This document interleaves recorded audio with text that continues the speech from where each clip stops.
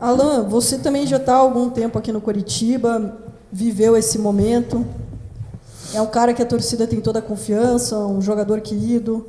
O que dá para falar num momento desse, mais um momento como esse? Cara, eu tenho dentro de mim que contra fato não há argumento, né? É fato que a gente não está tendo o resultado que a gente quer. A torcida tem total direito de nos cobrar. Não tem o que eu argumentar aqui de a gente estar tentando, de a gente estar correndo, de a gente estar lutando, se o resultado não vem. É o que a gente quer e não está acontecendo. Mas só nos resta trabalhar para que a gente possa sair da zona de rebaixamento o mais rápido possível e reconstruir, né? Refazer tudo que vem ré na frente é algo que já tinha acontecido e a gente tem que refazer. Então, algo que a gente já fez no Campeonato Brasileiro, que foi um bom início, então a gente tem que reconstruir, refazer novamente o que a gente fez já, para que a gente possa sair dessa situação e pensar positivo, esquecer as coisas que ficaram para trás, porque se a gente continuar lamentando, deixar as coisas de fora vir, a gente tem que ter convicção do que a gente pode fazer, ter fé, trabalhar e sair dessa situação. O Alan Bento disse que você falou, se vocês não tivessem feito os bons jogos, a torcida não ia estar cobrando de vocês, aí porque o pensamento ia ser, o time está apresentando o que pode apresentar, mas o time fez bons jogos, né? Então o que falta para voltar a mostrar aquele futebol do início do Campeonato Brasileiro, até mesmo o futebol do primeiro tempo da última partida? Falar o que é que falta, né, sobre solução para o nosso problema hoje é resultado. Eu creio que é resultado. Nosso time está precisando de resultado, precisa de ponto. No segundo turno a gente acabou não ganhando ainda dentro de casa, são pontos importantes. Se a gente for olhar para trás, alguns jogos que a gente vacilou, poderia ter 4, 5 pontos de frente, a gente estava brigando lá em cima, mas o Campeonato Brasileiro a gente não pode olhar para trás, a gente tem que, como eu falei, reconstruir, refazer tudo que a gente já fez, para que a gente possa dar novamente a alegria ao Coritiba, que não merece estar novamente brigando por essa situação. Alan, uma situação chata no final de semana, depois do jogo ali, foi alguns protestos que extrapolaram, né? Quando o protesto fica na arquibancada, a gente entende e até vê isso com naturalidade, mas quando extrapola para ameaças ou tentativas de agressões, eu acho que isso acaba piorando. Como é que você não estava lá, mas já deve ter vivido ou presenciado situação parecida? O que isso traz de benefício? Ou isso só traz coisa pior? Só piora o ambiente de um clube, de um time? O jogador fica mais tenso? Só piora quando esse tipo de situação acontece? Cara, eu creio que de benefício não traz nada. Eu não acompanhei, porque quando eu estou fora do clube, fora do Couto Pereira, fora do estádio, eu sou pai. Eu tento ser dono de casa, ajudando a minha esposa. Quando acabou o jogo, fiquei muito bravo, como torcedor ali, desliguei.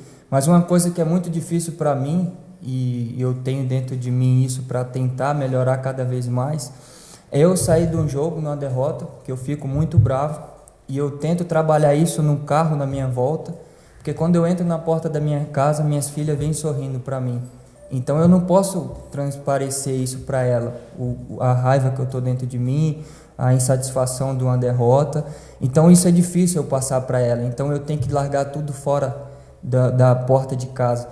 E quando vem esse protesto, eu não acompanho muito, porque como eu falei, quando eu estou em casa eu sou pai de família, eu não acompanho os programas de esporte, pelo fato de no horário eu estar ajudando a minha esposa a levar minha filha para a escola, dar almoço, então eu acabo não acompanhando nas redes sociais muito, então não acompanhei o que aconteceu depois do jogo, mas não traz benefício, porque alguns atletas que estão aqui nunca passaram por essa situação, outros já experientes também jogaram em grandes clubes, mas grandes clubes que sempre esteve ali brigando por campeonato, de quinto para cima. Então, às vezes o atleta muda de comportamento dentro de campo, perde confiança, então eu acho muito difícil, e violência não traz nada, traz algumas consequências que podem ser ruins para o clube, para a torcida. O atleta pode acabar indo mal no jogo, perdendo confiança. Então é um atleta que dentro de campo vai poder mudar a situação do clube e traz coisas que não agrada o atleta também, né? Mas faz parte do futebol, a gente escolheu isso, a gente é uma pessoa pública, a gente é atleta. Eu já recebi ameaças também, mas na verdade eu não me preocupa muito. Eu tenho paz porque eu sei que no meu coração eu sempre vou fazer o meu melhor. Às vezes o resultado não é como a gente quer, em qualquer área da nossa vida. A gente faz buscando uma vitória, faz buscando o melhor, só que eu tenho dentro de mim que eu não posso sair dentro de campo com remorso de que eu não fiz o meu melhor, independente do resultado. Alan, diante desse cenário de pressão aqui no Couto Pereira, né, que a gente viu depois do último jogo, dá para considerar que pode ser até positivo sair, jogar 2 jogos fora, e aí talvez conquistar esses resultados e voltar para casa com um clima um pouco mais ameno, e até para não pressionar o treinador, né, porque já começa o burburinho e tal, os jogadores também pensam nisso, em defender o Marcelo, ou seja, a importância de jogar fora e também essa situação do Marcelo Oliveira. Cara, é bom jogar fora nesse momento, por ver alguns atletas sofrer alguns comportamentos de pressão de torcida e acaba dentro de casa a gente tem uma pressão muito maior, mas muita gente não acreditava, né, que a gente vinha com o placar lá de São Paulo contra o São Paulo, e para que a gente possa nos reerguer, para que a gente possa nos superar, a gente tem que estar lá embaixo, e a situação nossa hoje é lá embaixo, então a gente tem que se superar.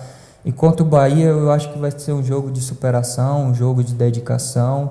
O professor Marcelo, ele tem desempenhado a sua filosofia, não tem vindo o resultado que a gente quer, mas eu creio que daqui para frente é chover no molhado, né? A gente sempre está falando que vai melhorar, que vai fazer as coisas, porque eu creio que a atitude ela vale mais que 1000 palavras. Se eu ficar falando e acabar não tendo o resultado do que a gente quer no sábado, não vai adiantar nada do que eu estou falando.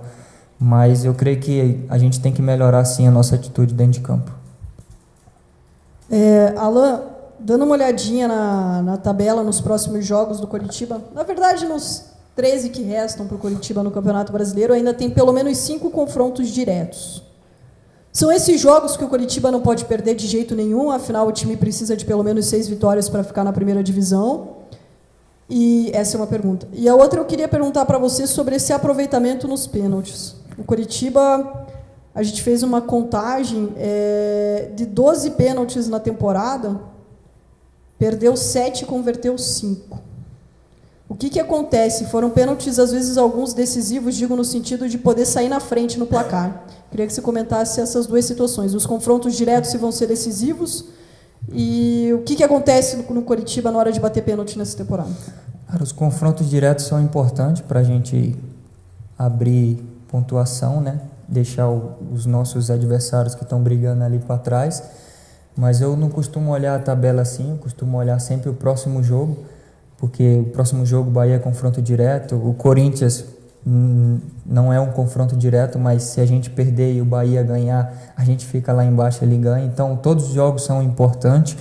Sobre o pênalti, é muito relativo, porque o que eu vou falar aqui, o Marcelo ele treina todos os dias cobrança de pênalti, eu vejo isso. Eu sou um dos caras assim que eu treino algumas vezes, mas os batedores oficiais treinam todos os dias, assim que acaba o treino ele faz com que bata.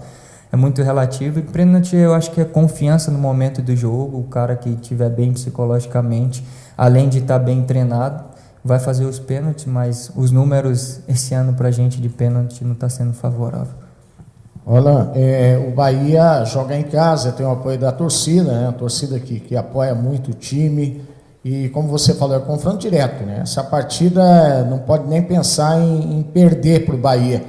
Tem que, de repente, mudar um pouquinho também a maneira de jogar. É claro que talvez isso seja mais com o Marcelo, a pergunta mais para o Marcelo do que para você, mas no teu modo de ver, teria que jogar um pouco mais fechado essa partida. Primeiro pensar em não perder, para de repente jogar por uma bola lá e tentar a vitória? Eu creio que essa pergunta sim é para o Marcelo, né? Mas a gente tem que melhorar a nossa atitude, porque a água já está batendo no nosso nariz. Então a gente tem que respirar um pouco mais, sair um pouco dali de trás.